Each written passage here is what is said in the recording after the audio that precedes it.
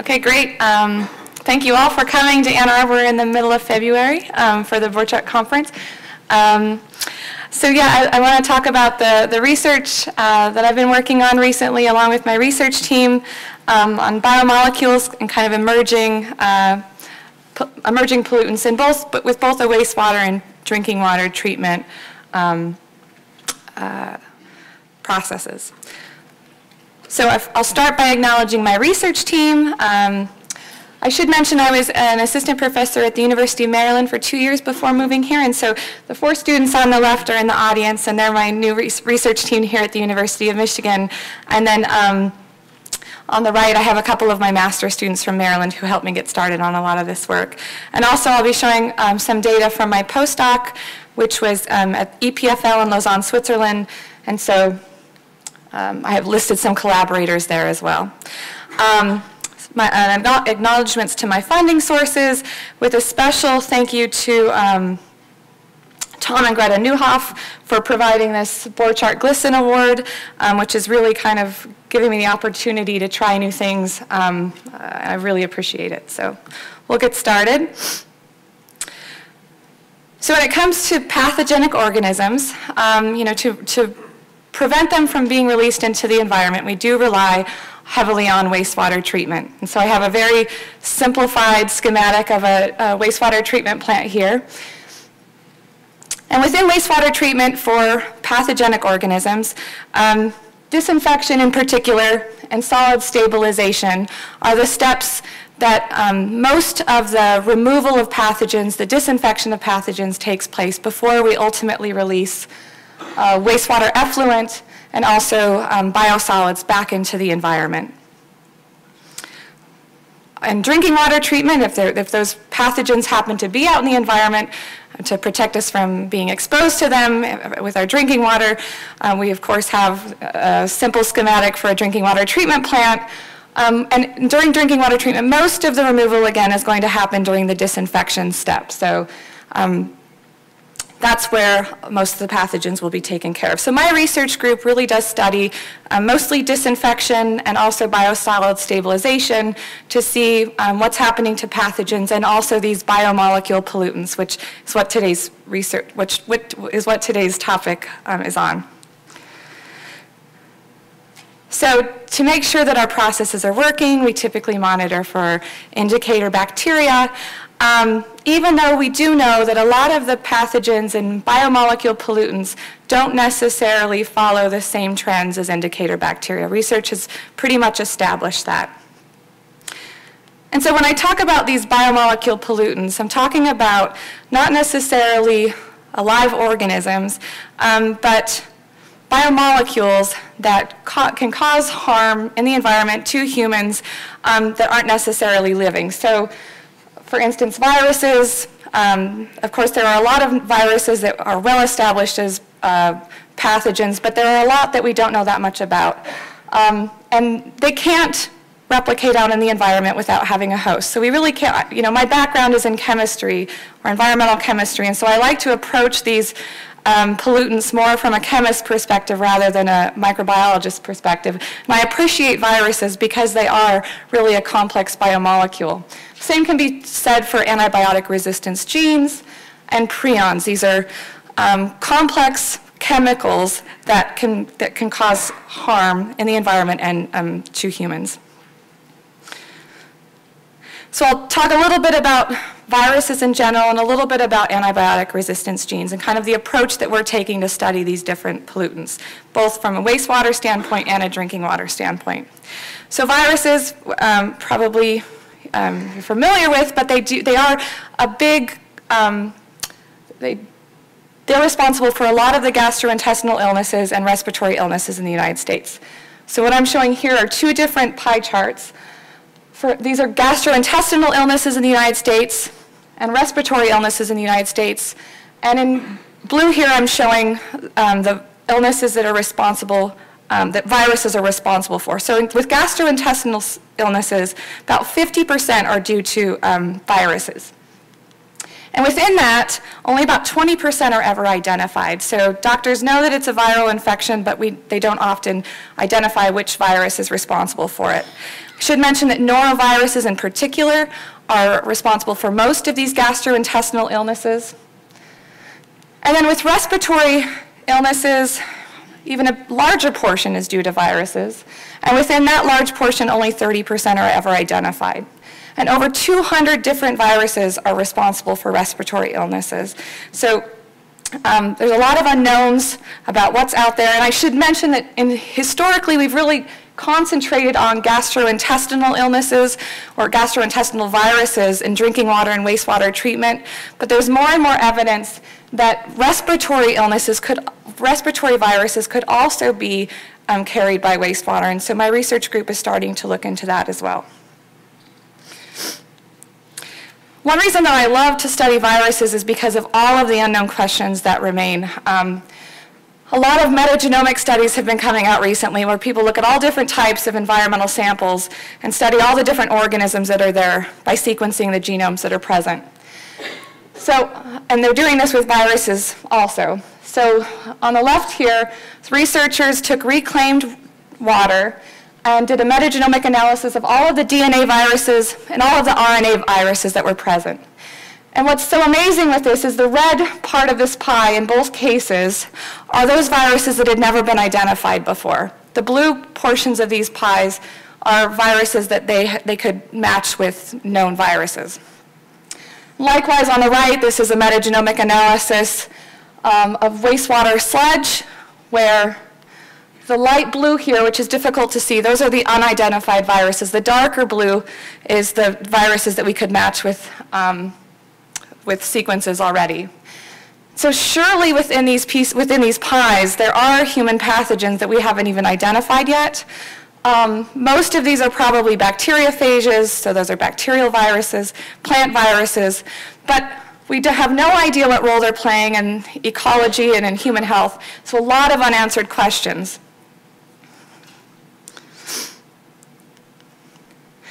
So like I said, I'm an environmental chemist, and I like to look at these pollutants from a chemist's perspective.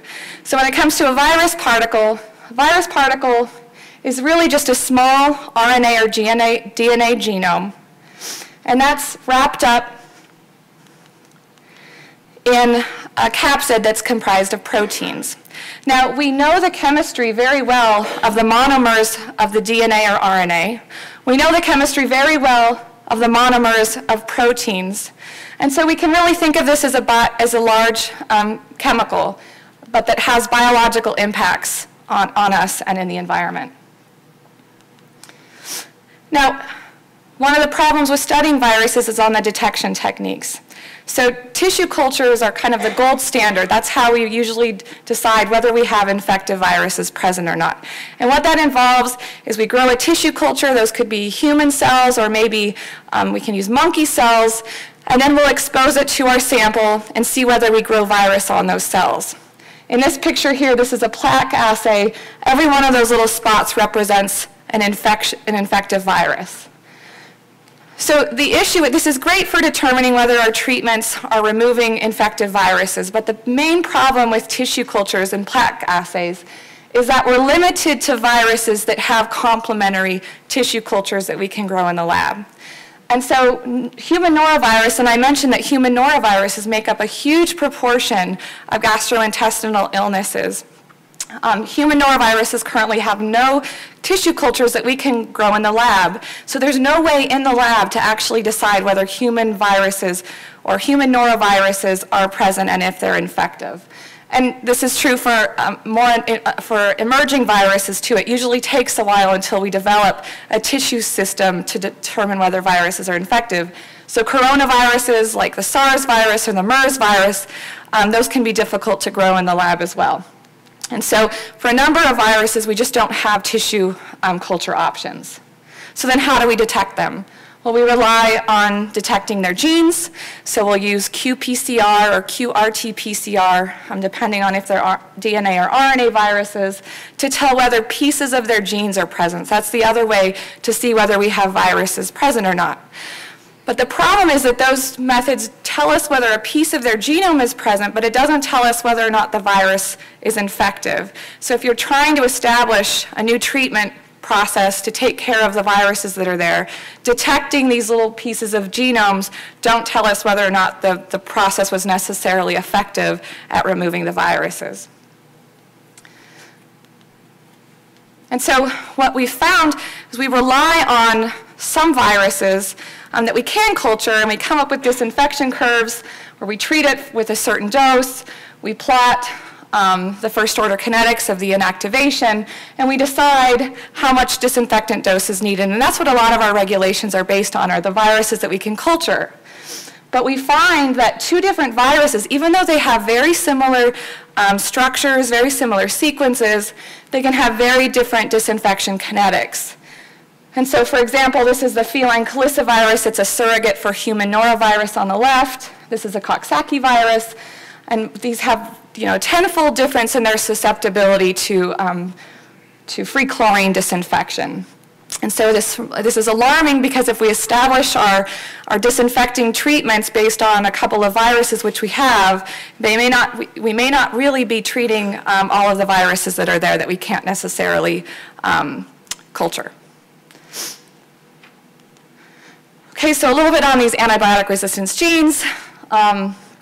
Recent research, so antibiotic resistance is definitely, at a crisis level worldwide. We have a lot of bacteria that are not susceptible to the suite of antibiotics that we have to treat them.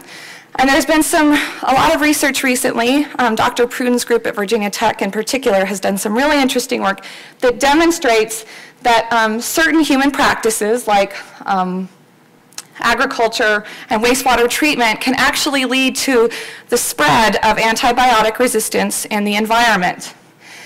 Now, some of these, antibiotic resistance does naturally occur in the soils and the environment.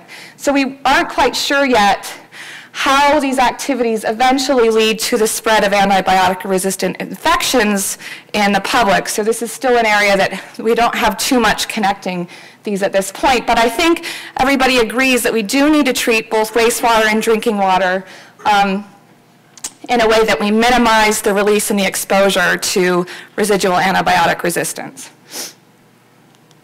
And so, like with viruses, I like these because these are chemicals. These are really just pieces of DNA that we want to understand at what point they're no longer going to cause harm. So they're made up of these nucleotides. The tricky thing about antibiotic resistance genes is that they can take different forms in the environment. They can be transferred through different routes. So they can be picked up by cells that don't have antibiotic resistance just by picking up pieces of extracellular DNA. It could be chromosomal DNA, or it could be plasmids that are floating around and that these bacteria can actually acquire just by picking them up. Of course, they can be incorporated in a bacterium that can transfer it through bacteria-bacteria interactions. And they can also be, we believe that viruses, bacterial viruses, bacteriophage, may also be playing a role in the transfer of these antibiotic resistance genes. So they could be carrying the genes, and then when they infect a bacteria, they could transfer these antibiotic resistance genes to the new bacterium. So that means that when we're treating our wastewater, we're treating our drinking water, and we want to get rid of these genes, we have to consider them both, free-floating, incorporated into cells, and potentially incorporated into viruses. So this can be tricky. Now, with detection, we can detect antibiotic resistance in bacteria through culture assays. And so this is a disk diffusion assays that will tell us whether we have bacteria present that are carrying these genes. But as I mentioned just on the slide before, they can also be, these genes can be transferred when they're not incorporated in a bacteria. So again, with that, we rely on PCR. We really don't have a good understanding of it now. If we detect that gene in the environment, whether or not it's actually capable of being picked up by a new cell. And so our detection methods are lagging a little bit. We can detect that they're there, we can detect that they're in bacteria, but we really don't know whether they still pose a threat. And so this kind of gets at the key part of my research at this point, is due to this lack in detection methods, both for viruses, these large complex biomolecules, and antibiotic resistance genes, we can't confidently say enough treatment is enough. At what point is our effluent free from these pathogens, free from these genes, and we can call it safe? And so my research group, we study new methods to detect them. We study how the chemistry changes during treatments and at what point they're no longer able to be transferred to humans or to new microorganisms, with the ultimate goal of improving disinfection techniques, improving biosolid stabilization techniques, so that we can be sure what we're releasing is safe. And so, briefly, I want to just walk you through a research project that we've had and that we continue to have particularly on a specific virus, and understanding at what point a virus loses its ability to infect. And so, when does a virus die? We can't really say die because viruses aren't really alive, but at what point is a virus inactivated? And so to do this, we needed to look at both the chemistry of the virus and on the function of the virus. So at what point the chemicals in the virus have changed enough so that it loses its ability to function, its ability to infect. So thinking on the chemistry side, now, like I said, it's just a genome. The genome have these nucleotides, and we understand the chemistry of the nucleotides. And that's encapsulated in these proteins, and we understand the chemistry of these individual proteins, or the amino acids in the proteins. There's been a lot of study on how these monomers, the nucleotides and the amino acids, react with different disinfecting techniques. We have kinetics on that, we have kind of reaction mechanisms, but we don't know when they're incorporated into these more complex polymers, and we have higher order structure, how that influences their reactivity. So that's the chemistry side. Then on the function side, again, this is the structure of a simple enteric virus with just its genome and its protein coat. So what does it need to be infective? Well, its genome needs to be intact enough so that when it gets into its host cell, it can replicate. So this is how the virus works. Its genome makes it into a host cell, and then it uses the host cell machinery to make new viruses. It can't do this on its own without that host cell. So the genome needs to be intact. The capsid needs to be intact because it's in charge of recognizing the host cell. There's kind of this lock and key recognition event that takes place due to the chemistry on the outside of the virus. And then once it binds, so we'll call that binding, once it binds to this virus, or I'm sorry, to this host cell, it needs to be able to inject the genome inside. So you've got the virus sitting on the host cell. Once it recognizes that host cell, the protein capsid is in charge of injecting that genome inside the host cell. So these are the three major functions that we looked at with the virus. And so this is how our experimental setup looked. We used a virus called MS2. It's a bacteriophage, but it has a structure very similar to norovirus, so it's often used as a norovirus surrogate. And we exposed it to different disinfecting treatments. So we exposed it to UV, free chlorine, chlorine dioxide, and a couple others. And then we can plate MS2. We can actually count how many infective viruses are present, so we use that to track how the virus was losing its infectivity. We used some function assays to determine whether the virus was losing its ability to recognize the host cell, was losing its ability to inject its genome into the host cell, help us identify what exactly had happened with these inactivating treatments. We studied the viral genome with qRT-PCR. It's an RNA virus, so we needed to use RT-PCR. And we're currently using mass spectrometry to study the genome as well. And then we studied the proteins with protein mass spectrometry. So this bottom part, so we're studying the chemistry of the virus. Here we're studying the function of the virus. So I'll just touch on some of the results we came up with, and then an overall kind of mechanistic understanding of how disinfection of this particular virus takes place. So this is what the binding assay looked like. We're looking at one of the functions of the virus. We would treat the virus with the disinfecting treatments, and then these blue viruses are those that have lost their ability to bind, so we could get rid of those and see how many viruses that we started with could still bind correctly to the host cell. Then we had an assay to determine, okay, those that could bind, how many of those could actually inject? And in the end, we could determine this is how many have lost their ability to bind, this is how many have lost their ability to inject, and then this many have lost their ability to replicate inside the host cell. And the results were interesting when we compared the different disinfecting treatments. And so this is free chlorine treatment, UV treatment, and chlorine dioxide. And this is the percentage of the virus at a particular inactivation level that had lost its ability for these different viral functions. One thing I want to point out is that they're unique. The mechanisms that the virus is being inactivated with the different disinfection treatments, it differs. And so with free chlorine, what we see is that the virus can bind, it can still entirely bind when it's inactivated with free chlorine. But once bound, a fraction of them can't inject the genome. Somehow they've lost, because of damage to the proteins, have lost their ability to inject the genome. And then those that could inject the genome have lost the ability to replicate. So there's something wrong with the genome that once it's inside the cell, it can't replicate. UV was quite similar. Most of the damage was due, or most of the function loss was due to its inability to replicate. But what was really interesting is comparing the two oxidizing treatments, so free chlorine versus chlorine dioxide. With the inactivated viruses, all of them had lost their ability to be infective because they could no longer bind to the host cell with chlorine dioxide, very different from free chlorine. It's just interesting that it shows that two different similar disinfecting treatments have very different effects on the viruses. So we wanted to see, okay, so we see what functions have been lost. Can we actually identify what damage within the virus is leading to that loss in function? So we looked at the chemistry. We used mass spectrometry to look at the protein chemistry. And I won't get into much detail, but this is the sequence of the protein capsid. So that capsid that protects the genome, there's 180 copies of the same protein again and again, and that makes up that capsid. And each of these letters corresponds to an amino acid that we understand the chemistry of very well. But this is pretty big.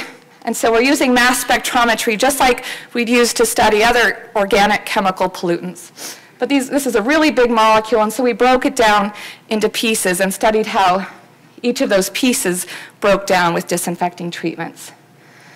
And this is what some of the data look like. I'm not going to show you too much of it, but this was free chlorine treatment.